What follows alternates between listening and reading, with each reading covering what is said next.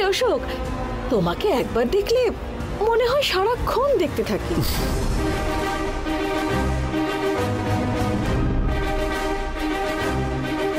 চোখ ভরে শুধু তোমাকেই দেখে যাই আমি।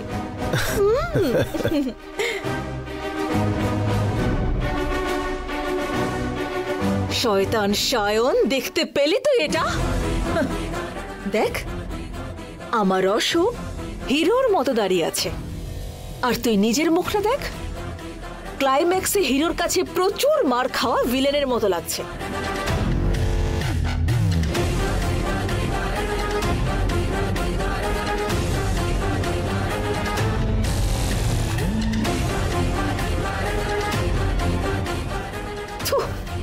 বেঁচে আছিস কিসের জন্য তুই?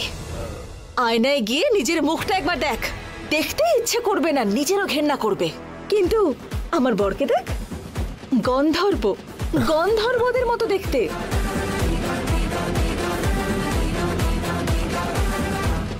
এসব দেখে হিংসে জ্বলে পড়ে যাচ্ছিস না? একটা কাজ কর, ছাদে চলে যা, রেলিং এর ধারে গিয়ে ঝাঁপ দিয়ে মরে যা।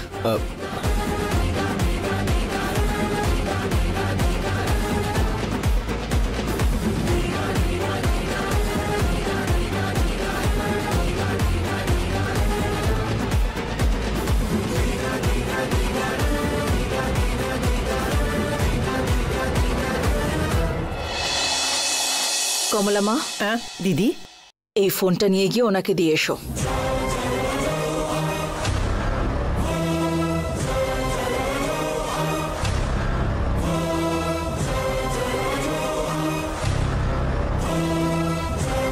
রাস্তার কুকুরকে শুধু দু একটা বিস্কিট খাওয়ালেই হলো, একবার দেখতে পেলে লেজ নাড়তে নাড়তে চলে আসবে। কিন্তু আপনাদের 6 বছর ধরে শুধুমাত্র খাবার দিয়েছি তা নয়, থাকার জায়গাও দিয়েছি।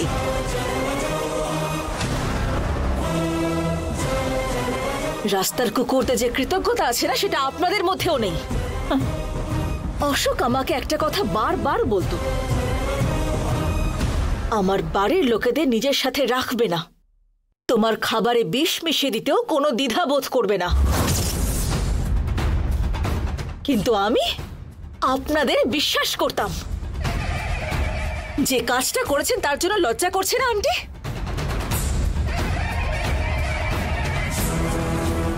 আর নন্দিনী, তোমরা আমার সাথে যত অন্যায় করে থাকো, কিন্তু তোমার বিয়ে আমি খরচা করে বড় করে দেব বলেছিলাম। অন্তত আমার এইটুকু ভাবনার সম্মান দিতে পারতে তুমি। এসব আমি কিছুই জানি না বৌদি। তোমাদের মন যদি বিষাক্ত না হতো তাহলে আমাকে বিধবার রূপে সায়নকে দেখাবেন বলে আমার কাছে এসে আমাকে বিধবার নিয়ম করাবেন বলে রাজি করিয়ে ওই নিয়ম পালন করার সময় সায়নকে ভিডিও কল করে দেখাতেন না।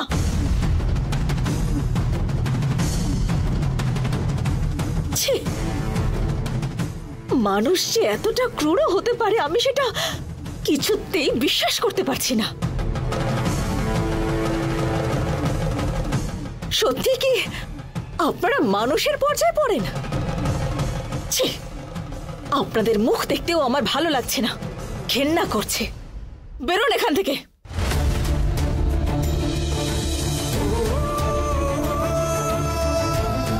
বেরিয়ে যান বলছি।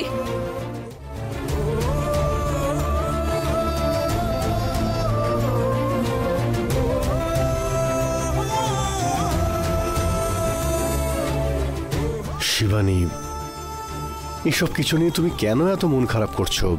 আরে আমার কিছুই হয়নি, I am perfectly all right, okay? কিন্তু না,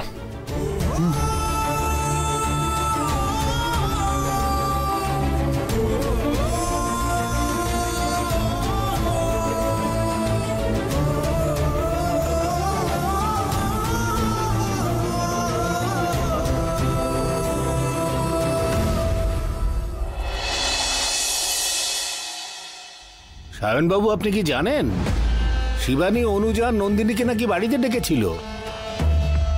অনুজার মোবাইল থেকে ভিডিও কল করে অশোককে নাকি দেখিয়েছিল।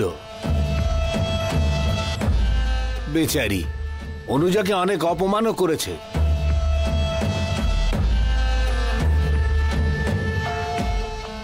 আন্টির অপমানটা বড় বিষয় নয়,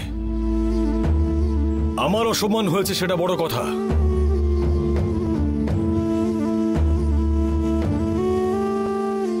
আমি যাকে বিয়ে করব বলে সিদ্ধান্ত নিয়েছিলাম সে আমারই চোখের সামনে রোম্যান্স করছে, এটা দেখে আমার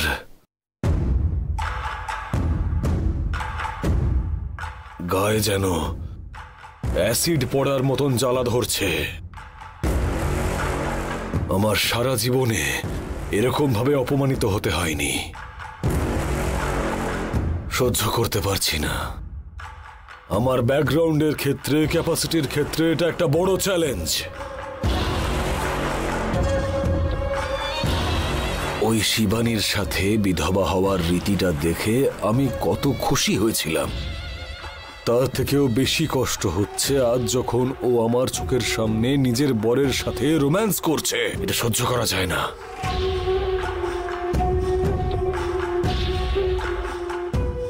সায়নদা, তোমার এই কষ্ট আমি সহ্য করতে পারছি না। আমি নিজে ওখানে গিয়ে ওদেরকে শেষ করে দেব। তোমার জন্য আমি জেলে যেতেও রাজি আছি। রকি, ওকে বাঁচিয়ে রাখতে হবে, আর ওকে বাঁচিয়ে রেখে ওর জীবনের সব থেকে প্রিয় বস্তুটা ওর থেকে কেড়ে নেব আমি। ও বেঁচে থাকা সত্ত্বেও শুধুমাত্র একটা লাশ হয়ে বেঁচে থাকবে। স্বাভাবিকভাবে জীবন বাঁচার সাহস ও হারিয়ে ফেলবে। ওর সব শান্তি কেড়ে নেব আমি, না হলে আমার জীবনের প্রতিশোধটা কোনোভাবেই পূর্ণ হবে না। 1 মিনিটে শেষ করা খেলাটাকে যদি সারা জীবন ধরে টানা যায় তাহলে তার থেকে বেশি সন্তুষ্টি আর পাওয়া যায় না।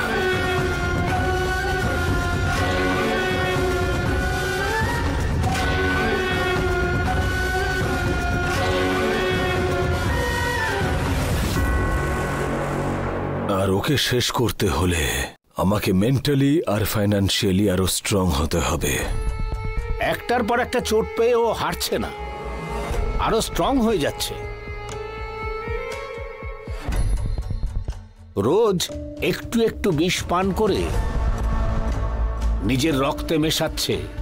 ওকে যদি কালনাগিনীও কামড়ায় ওই বিষেও ওর কিচ্ছু হবে না। শিবানী এইভাবেই স্ট্রং হয়েছে।